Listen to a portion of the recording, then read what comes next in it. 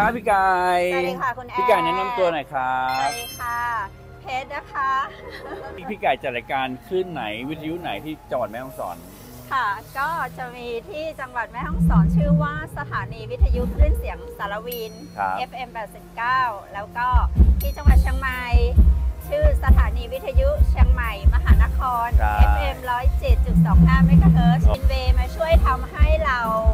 มีเงินใช้มีทองใส่มีรถขับมีบ้านอยู่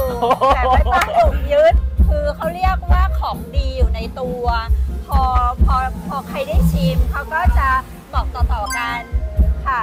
จาก1ห่อที่เราเริ่มขายอย่างเงี้ยค่ะก็เป็น1ลัง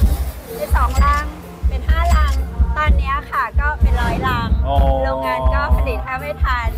ดีเจก็ขายกาแฟได้นะเราทานเองขายเองค่ะก็ทำให้เราแบบได้เจอแฟนคลับของเราโดยตรงซื้อขายเห็นหน้าตากันเลยครับผมดีใจมากๆดีใจมากๆอยากบอกต่อทุกคนค่ะวันนี้เดี๋ยวมาลิมีสุขนี่ต้องแดนโชว์หน่อยนะเดี๋ยวข่าวว่าวันนี้เปิดร้านวันแรกด้วยนี่ถ้าไม่มีพี่ไก่ก็ไม่ได้มาที่นี่นะครับเพราะว่าพี่ไก่เป็นคนแนะนำและติดต่อมาให้เรามาเดี๋ยวเราพาไปรู้จักพี่วิโรจน์กันดีกว่าใช่ค่ะเพราะว่าพี่วิโรจน์เขาก็ขายกาแฟวินเวย์ไปกับเราด้วยนะคะแล้วก็ทำให้พี่วิโรจน์แบบเปิดผับได้วันนี้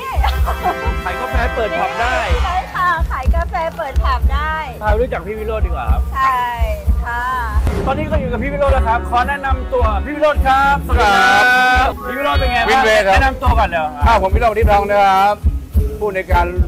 สถานีวิทยุลีมีสุขแล้วก็เจ้าของร้านอาหารอิ่มลำ30แล้วก็เนี่ยวินเวย์ทำให้เราเปิดผับได้จริงเหรอเป็นไงบ้างพี่ผลตอบรับของกาแฟวินเวย์ก็คือวินเวย์เนี่ยลีนี่คือเพิ่งเริ่มแล้วก็มีกาแฟมันมีหลายยี่ห้อครับบางยี่ห้อก็หวานชมหวานก่อยหวานจืดแต่วินเวย์นี้หลายคนชมว่าหวานเจี๊ยบไม่หวานเจี๊ยบได้ใจเพราะว่าเราใช้ยาหวานแทนน้ำตาลเพื่อสุขภาพธุรกิจไปได้สวยนะครับพี่ครับผมขอบพระคุณมากครับพี่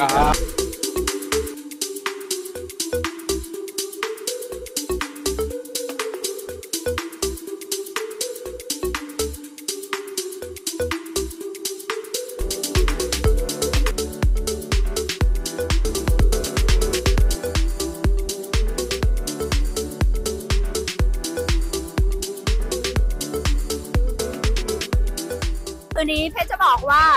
สนุกมากๆอาหารก็อร่อยสุดๆที่สำคัญคืออร่อยถูกอกถูกใจแล้วทุกอย่างจานใหญ่มากอร่อยมากราคา30 บาทเท่านั้นโอ้โหคือนั่งทานมาทั้งคืนเนี่ยนะคะ170 บาทบอกเลยว่าแบบคุ้มมากๆค่ะคุ้มมากๆไม่เสียดายค่าน้ำมันรถเลยนะคะฝากกันไว้ด้วยลีอิ่มลำสถานีลีมีสุขไปเจอกันใหม่นะคะพี่วิโรจน์วันนี้ขอบคุณมากๆสวัสดีค่ะ